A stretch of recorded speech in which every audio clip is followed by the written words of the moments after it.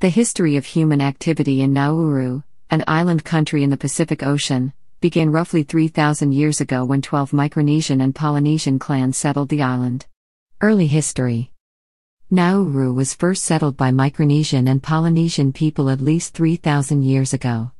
Nauruans subsisted on coconut and pandanus fruit, and engaged in aquaculture by catching juvenile ibija fish, acclimated them to freshwater conditions, and raised them in Buada Lagoon, providing an additional reliable source of food. Traditionally, only men were permitted to fish on the reef, and did so from canoes or by using trained man-of-war hawks. There were traditionally 12 clans or tribes on Nauru, which are represented in the 12-pointed star in the nation's flag. Nauruans traced their descent on the female side. The first Europeans to encounter the island were on the British whaling ship Hunter, in 1798. When the ship approached, many canoes ventured out to meet the ship. The Hunter's crew did not leave the ship nor did Nauruans board, but Captain John Fearn's positive impression of the island and its people led to its English name, Pleasant Island. This name was used until Germany annexed the island 90 years later. From around 1830, Nauruans had contact with Europeans from whaling ships and traders who replenished their supplies at Nauru. The islanders traded food for alcoholic toddy and firearms. The first Europeans to live on the island, starting perhaps in 1830, were Patrick Burke and John Jones, Irish convicts who had escaped from Norfolk Island, according to Paradise for Sale. Jones became Nauru's first and last dictator, who killed or banished several other beachcombers who arrived later, until the Nauruans banished Jones from the island in 1841. The introduction of firearms and alcohol destroyed the peaceful coexistence of the 12 tribes living on the island. A 10-year internal war began in 1878 and resulted in a reduction of the population from 1,400 to around 900. Ultimately, alcohol was banned and some arms were confiscated. German Protectorate. In 1886, Germany was granted the island under the Anglo-German Declaration. The island was annexed by Germany in 1888 and incorporated into Germany's New Guinea Protectorate. On October 1, 1888, the German gunboat SMS Eber landed 36 men on Nauru. Accompanied by William Harris, the German Marines marched around the island and returned with the 12 chiefs, the white settlers and a Gilbertese missionary. The chiefs were kept under house arrest until the next morning, when the annexation ceremony began with the raising of the German flag. The Germans told the chiefs that they had to surrender all weapons and ammunition within 24 hours or the chiefs would be taken prisoner. By the morning of 3rd of October, 765 guns and 1,000 rounds of ammunition had been turned over. The Germans called the island Nawodo or Onawero. The arrival of the Germans ended the war, and social changes brought about by the war established kings as rulers of the island, the most widely known being King Oeida. Christian missionaries from the Gilbert Islands also arrived in 1888. The Germans ruled Nauru for almost 3 decades. Robert Roche, a German trader who married a native woman, was the first administrator, appointed in 1888. At the time there were 12 tribes on Nauru: Diabo, Imwidimit, Imwitra, Imwit, Ingum, Ino, Imio, Iworaru, Irutsi, Iruwa, Iwi, and Ranabak. Today the 12 tribes are represented by the 12-pointed star in the flag of Nauru. Phosphate was discovered on Nauru in 1900 by the prospector Albert Ellis. The Pacific Phosphate Company started to exploit the reserves in 1906 by agreement with Germany. The company exported its first shipment in 1907. World War I to World War II. In 1914, following the outbreak of World War I, Nauru was captured by Australian troops, after which Britain held control until 1920. Australia, New Zealand, and the United Kingdom signed the Nauru Island Agreement in 1919, creating a board known as the British Phosphate Commission. This took over the rights to phosphate mining. According to the Commonwealth Bureau of Census and Statistics, in common with other natives, the islanders are very susceptible to tuberculosis and influenza, and in 1921 an influenza epidemic caused the deaths of 230 islanders. In 1923, the League of Nations gave Australia a trustee mandate over Nauru, with the United Kingdom and New Zealand as co-trustees. In 1932, the first Angam baby was born. World War II. During World War II, Nauru was subject to significant damage from both Axis and Allied forces. On 6 and December 7, 1940, the Nazi-German auxiliary cruisers Orion and Comet sank 4 merchant ships. On the next day, Comet shelled Nauru's phosphate mining areas, oil storage depots, and the shiploading cantilever.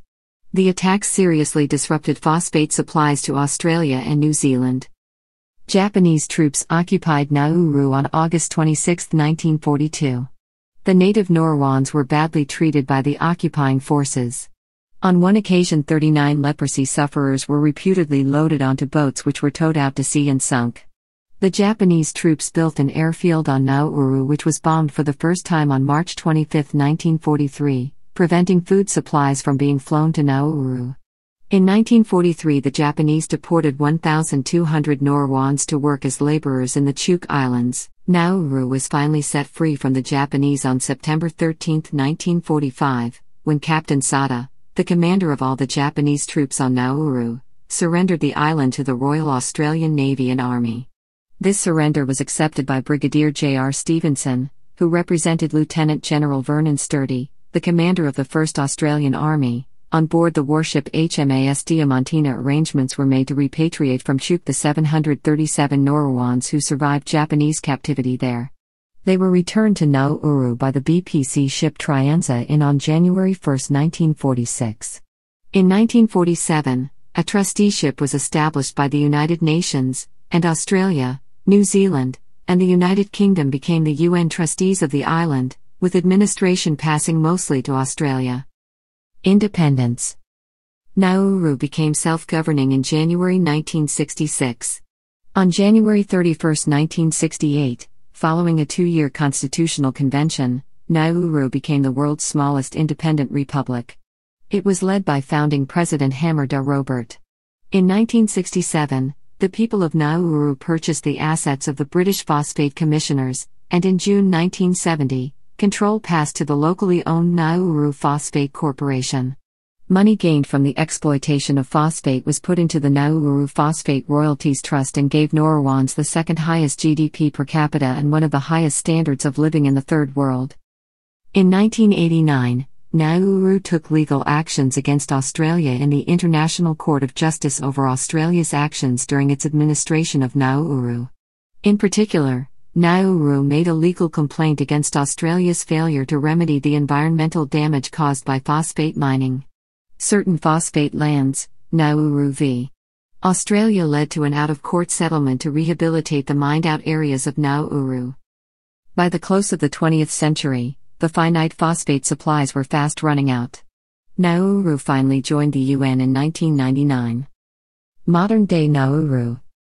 As its phosphate stores began to run out, the island was reduced to an environmental wasteland. Nauru appealed to the International Court of Justice to compensate for the damage from almost a century of phosphate strip mining by foreign companies. In 1993, Australia offered Nauru an out-of-court settlement of $2.5 million Australian dollars annually for 20 years. New Zealand and the UK additionally agreed to pay a one-time settlement of $12 million each. Declining phosphate prices, the high cost of maintaining an international airline, and the government's financial mismanagement combined to make the economy collapse in the late 1990s. By the new millennium, Nauru was virtually bankrupt. In December 1999, 4 major United States banks banned dollar transactions with 4 Pacific Island states, including Nauru. The United States Department of State issued a report identifying Nauru as a major money laundering center, used by narcotics traffickers and Russian organized crime figures. President Bernard Dayogo took office in April 2000 for his 4th and, after a minimal hiatus, 5th stints as Nauru's top executive. Dayogo first served as president from 1976 to 1978. He returned to that office in 1989, and was re-elected in 1992. A vote in parliament, however, forced him to yield power to Kinza Clotimer in 1995. Dayogo regained the presidency when the Clotimer government fell in mid-1998. In 2001, Nauru was brought to world attention by the Tampa Affair, a Norwegian cargo ship at the center of a diplomatic dispute between Australia, Norway, and Indonesia. The ship carried asylum seekers, hailing primarily from Afghanistan, who were rescued while attempting to reach Australia. After much debate, many of the immigrants were transported to Nauru, an arrangement known in Australia as the Pacific Solution. Shortly thereafter, the Nauruan government closed its borders to most international visitors, preventing outside observers from monitoring the refugees' condition. In December 2003, several dozen of these refugees, in protest of the conditions of their detention on Nauru, began a hunger strike. The hunger strike was concluded in early January 2004 when an Australian medical team agreed to visit the island. Since then, according to recent reports, all but 2 of the refugees have been allowed into Australia. During 2002, Nauru severed diplomatic recognition with Taiwan and signed an agreement to establish diplomatic relations with the People's Republic of China. This move followed China's promise to provide more than $130 million in aid.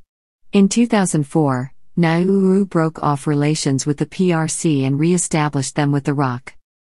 Nauru was also approached by the U.S. with a deal to modernize Nauru's infrastructure in exchange for suppression of the island's lax banking laws that allow activities that are illegal in other countries to flourish. Under this deal, allegedly, Nauru would also establish an embassy in China and perform certain safe house and courier services for the U.S. government, in a scheme codenamed Operation Weasel. Nauru agreed to the deal and instituted banking reform, but the U.S. later denied knowledge of the deal. The matter is being pursued in an Australian court, and initial judgments have been in favor of Nauru. The government is desperately in need of money to pay off salary arrears of civil servants and to continue funding the welfare state built up in the heyday of phosphate mining. Nauru has yet to develop a plan to remove the innumerable coral pinnacles created by mining and make those lands suitable for human habitation. Following parliamentary elections in 2013, Baron Waka was elected president.